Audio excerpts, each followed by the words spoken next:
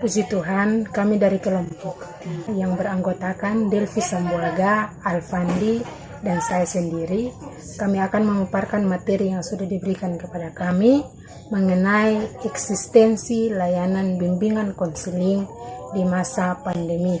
Nah, waktu yang terus berjalan, kehidupan mengalami perubahan, problematika terus silih berganti untuk menghiasi kehidupan manusia menjadi sebuah keniscayaan yang tidak dapat dipungkiri dan dihindari. Nah, akhir tahun 2019 telah membuat catatan sejarah yang tidak dapat dilupakan dan menjadi pelajaran yang sangat berharga bagi generasi berikutnya. Pandemi COVID-19 menjadi sebuah permasalahan dunia dan telah merubah seluruh sistem kehidupan manusia. Sejalan dengan perubahan ini, maka bimbingan konseling sebagai sebuah ilmu dan layanan sosial juga harus menyesuaikan diri dengan kondisi saat ini. Problematika yang dialami manusia masa kini dapat menawarkan langkah strategi yang dapat dilakukan oleh pelaksana bimbingan konseling untuk membantu para klien yang terdampak langsung maupun tidak langsung dari mewabahnya virus corona. Nah, berikut ini akan dijelaskan secara satu persatu. Yang pertama, kehidupan sosial. Kehidupan sosial merupakan kehidupan keseharian manusia yang dihadapkan dengan interaksi manusia dengan manusia lainnya. Interaksi yang terjadi bisa dalam bentuk kontak fisik, kontak psikis, dan lain sebagainya. Virus corona yang sedang menyebar di seluruh penjuru dunia telah merubah sistem kehidupan manusia dari sudut pandang sosial. Ketakutan individu dalam melakukan aktivitas dengan orang lain merupakan salah satu masalah yang harus dicegah, perlu upaya preventif, bahkan harus diselesaikan secepat atau sedini mungkin. Itu perlu upaya kuratif.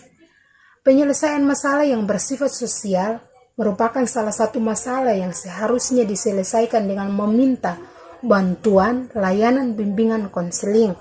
Oleh karena itu, kehidupan sosial yang dialami individu masa kini adalah kehidupan sosial yang penuh dengan masalah. Berbagai masalah sosial yang dialami individu semasa virus corona mewabah, maka dibutuhkan peranan konselor dalam meramu berbagai pelaksanaan layanan yang diberikan dapat menyelesaikan berbagai problematika kehidupan sosial. Yang kedua, kehidupan pribadi. Berdasarkan data yang dikeluarkan oleh Kementerian Komunikasi dan Informasi, bahwasanya hampir 80% individu mengalami kekhawatiran terjangkit virus corona. Kondisi ini tentunya menjadi permasalahan pribadi yang harus cepat ditangani oleh pemerintah sebagai pengambil kebijakan. Para medis dan konselor sebagai profesi yang langsung menangani permasalahan ini berdasarkan penjelasan yang disampaikan oleh Sahrasari Lukita Dewi pada tahun 2020. Nah, bahwasanya berdasarkan kondisi pandemi COVID-19 akan menyiksakan luka psikologis bagi setiap individu, diantaranya bisa stres dan panik, perubahan dalam banyak aspek kehidupan, kemudian situasi krisis atau survival mode, kemudian ketidakpastian dan illusion of safety. Kemudian muncul gangguan atau penyakit. Layanan bimbingan konseling merupakan salah satu layanan sosial yang diperuntukkan kepada setiap individu yang mengalami masalah pribadi. Sewajarnya dan semestinya kehidupan individu harus dapat dijalani individu secara kehidupan efektif sehari-hari atau yang dikenal dengan istilah KES. Nah, menurut Syafarudin pada tahun 2018, bahwasanya bidang bimbingan dan konseling pribadi ini merupakan proses pemberian bantuan kepada konseli untuk memahami, menerima, mengarahkan, mengambil keputusan, dan realisasikan keputusannya secara bertanggung jawab tentang perkembangan aspek pribadinya. Melalui bimbingan pribadi, diharapkan klien dapat mencapai perkembangan pribadinya secara optimal dan mencapai kebahagiaan, kesejahteraan, dan keselamatan dalam kehidupannya.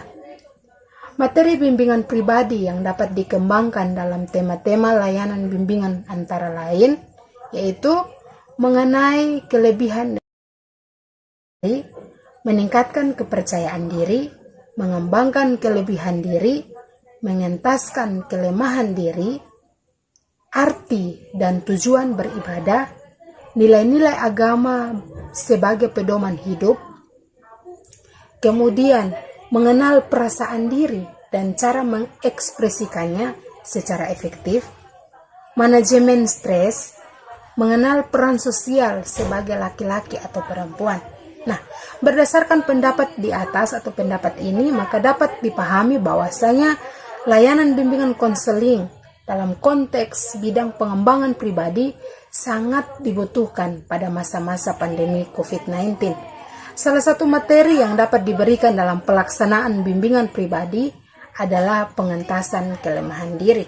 Nah, yang ketiga, kehidupan beragama. Beragama merupakan bagian terpenting dalam kehidupan individu, apalagi kita yang berwarga negara Indonesia. Ketuhanan yang Maha Esa ini menjadi sila pertama pada rumusan Pancasila. Individu sebagai homo religius merasa tidak dapat melanjutkan kehidupannya dengan cara meninggalkan berbagai ritual agamanya, sehingga dimanapun mereka berada dan dalam kondisi apapun yang sedang menimpa, agama dan rangkaian ritualnya harus terus dibawa dan dilaksanakan sesuai dengan aturan agamanya masing-masing.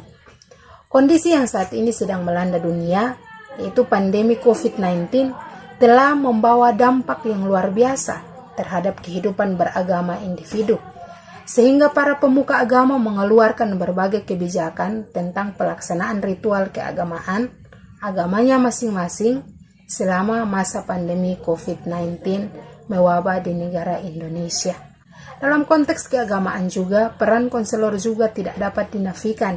Konselor sebagai pelayan profesional memiliki peran aktif dalam memberikan penyuluhan kepada masyarakat umum dalam menjalani kehidupan beragama pada masa pandemi COVID-19. Tentu saja dalam hal ini, pendekatan yang dilakukan oleh konselor juga adalah pendekatan-pendekatan keagamaan yang diambil dari berbagai Al-Quran dan hadis atau orang Kristen, yaitu Alkitab. Oleh karena itu, peran program studi bimbingan konseling pendidikan Islam atau Kristen dalam konteks ini sangat penting. Nah, masuk pada bagian kesimpulan.